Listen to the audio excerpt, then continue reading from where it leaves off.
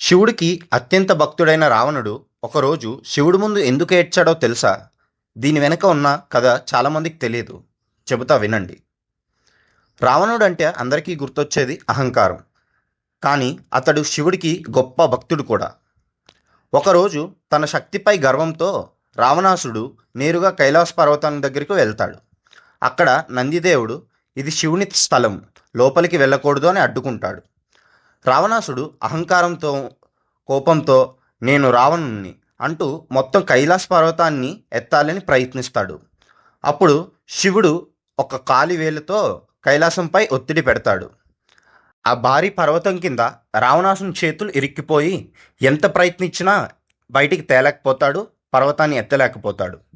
వేదనతో, భయంతో, బాధతో చివరకు రావణాసుడు శివుని స్తుతిస్తాడు. అదే తర్వాత రోజుల్లో చాలా ప్రసిద్ధి చెందిన శివతాండవ స్తోత్రం అని చెబుతారు. అప్పుడు రావణుడు ఒక నిజం అర్థం చేసుకున్నాడు. భక్తి ఉన్న అహంకారం ఉంటే శక్తి కూడా పనికిరాదు అని. ఈ వీడియో కానీ నచ్చినట్లయితే లైక్ కొట్టి ఇలాంటి మరెన్నో హిందూ కథల కోసం ఛానల్ని సబ్స్క్రైబ్ చేసుకోండి. జై శ్రీరామ్.